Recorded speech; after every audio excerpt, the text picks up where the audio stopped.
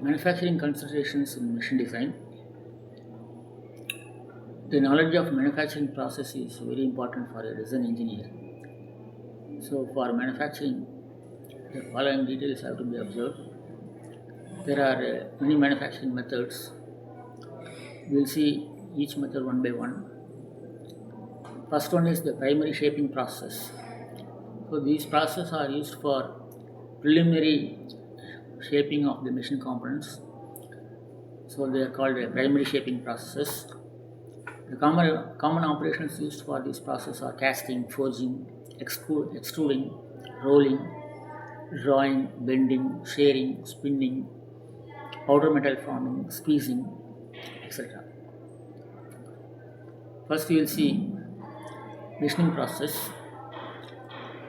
These processes are used for giving final shape to the machine component according to the planned dimensions. The common operation used for this purpose are turning, planning, shaping, drilling, boring, reaming, sawing, broaching, milling, grinding, hobbing, etc. The next one is surface finishing process. These processes are used for providing a good surface finish for the machine component. The common operations used for this purpose are polishing, buffing, honing, lapping, abrasive belt grinding, barrel tumbling, electroplating, super finishing, shroudizing, etc. The next type of manufacturing process is called joining process. These processes are used for joining machine components. The examples for these processes are welding, riveting, soldering, brazing, screw fastening, pressing, sintering, etc. So, next type of manufacturing process are the processes that affect the change in properties. These processes are used to impart certain specific properties to the machine component so that it can be made suitable for particular operation or use. These processes are heat treatment, hot working, cold working, and shot pinning. First, we will see casting in detail. Casting is one of the most important manufacturing processes in mechanical engineering. The casting is obtained by remelting of ingots in a cupola furnace or some other foundry furnace and then pouring this molten metal into metal mold or sand molds. The various important casting processes are sand mold casting. In this type, the casting is produced by pouring molten metal in a sand mold. This is particularly used for parts of larger sizes. The second type of casting is permanent mold casting.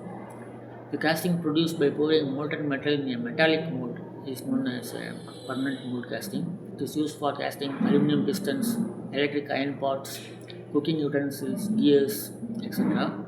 The permanent mold castings have some advantages.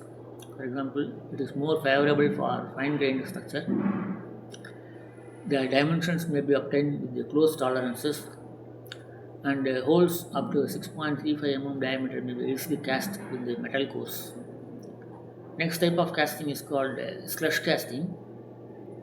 It is a special application of permanent metal mold casting. This method is used for producing hollow castings without use of cores.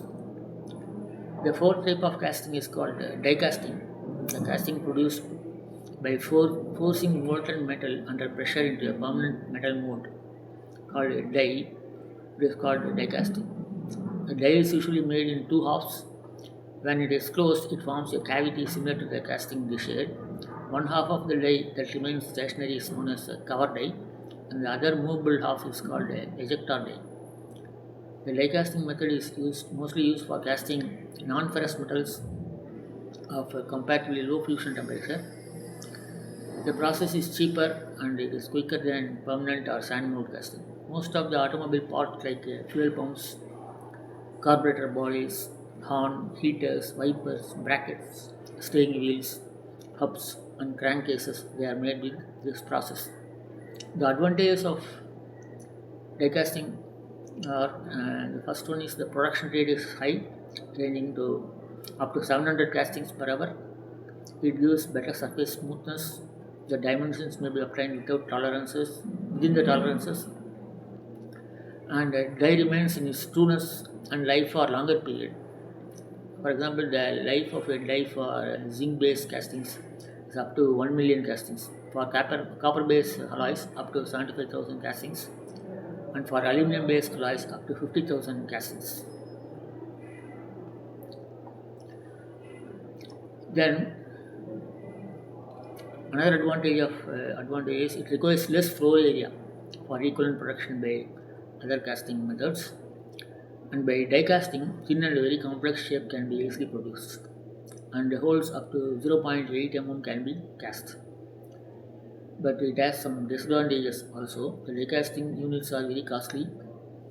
Only non-ferrous alloys are cast most economically, and it requires special skill for maintenance and operation of a die casting machine. The next type of casting is called centrifugal casting. The casting produced by a process in which molten metal is poured and allowed to solidify while the mold is kept revolving. It is known as centrifugal casting. This metal thus produced is poured is subjected to centrifugal force, due to which it flows into the mold cavities. So this results in production of high density castings with the promoted directional solidification. The example of centrifugal castings are pipes, cylinder liners, sleeves, rolls, bushes, bearings, gears, flywheels, gun barrels, piston rings, brake drums, etc. Next, we will see about casting design. So, a design engineer should know how to design the castings so that he can effectively and efficiently render the desired service and can be produced easily and economically. So, in order to design a casting, the following factors must be taken into consideration. First one is the function to be performed by the casting. Next is the soundness of the casting, the strength of the casting, ease in production, consideration for safety, and the economy in production. So, in order to meet these requirements, the design engineer should have a thorough knowledge of production methods, including pattern making, molding, core making, melting, and pouring. So the best design will be achieved only when one is able to make a proper selection out of the various available methods. A few rules for designing castings must be followed as a guide. The first rule is the sharp corners and frequent use of fillet should be avoided in order to avoid the concentration of stresses. The second rule is all sections of the casting should be designed of uniform thickness as far as possible. If variation is unavoidable, it should be done gradually. The third rule is an abrupt change of an extremely thin section into a very thick section should be avoided. The fourth rule is casting should be designed as simple as possible with a good appearance. The fifth rule is large flat surfaces of the casting should be avoided because it is difficult to obtain true surfaces on large castings.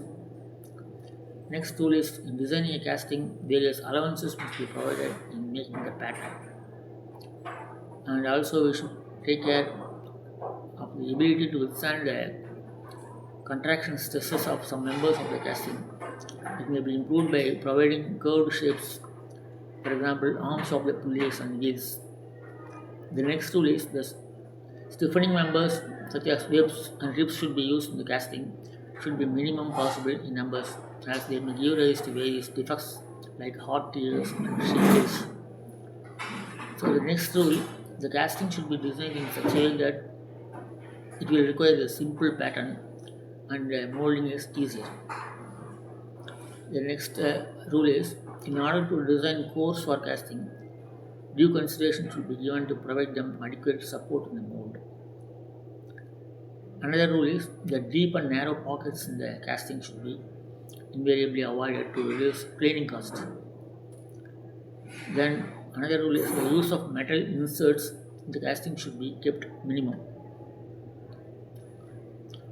The next rule is the markings such as names, numbers should never be provided on vertical surfaces because they provide a hindrance in the withdrawal of the pattern.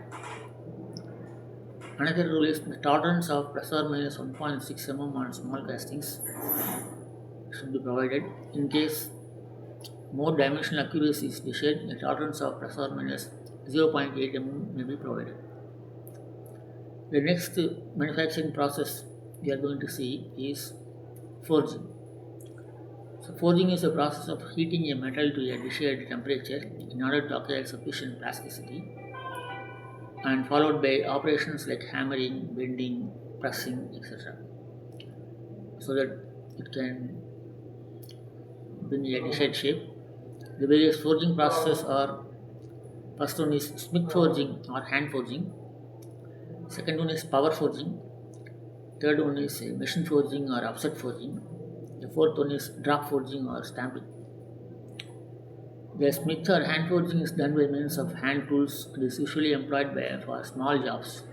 When the forging is done by means of power hammers, it is known as power forging. It is used for medium size and large articles requiring very heavy blows. Machine forging is done by means of forging machines, and drop forging is carried out with the help of drop hammers and is suitable for mass production of identical parts.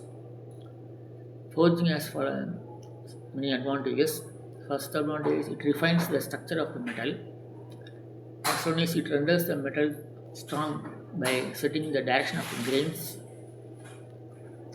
The next advantage is it affects considerable saving in time, labor, and material as compared to production of a similar item by cutting from a solid stock and then shaping it.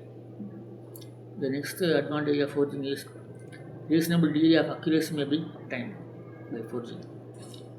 And then another advantage is the forgings may be welded. So the wrought iron and various types of steels and steel alloys are common raw materials for forging work. Low carbon steels respond better to forging work than high carbon steels. Common non-ferrous metals and alloys used in forging work are brass, bronze, copper, aluminium, and magnesium alloys. Now, next we will see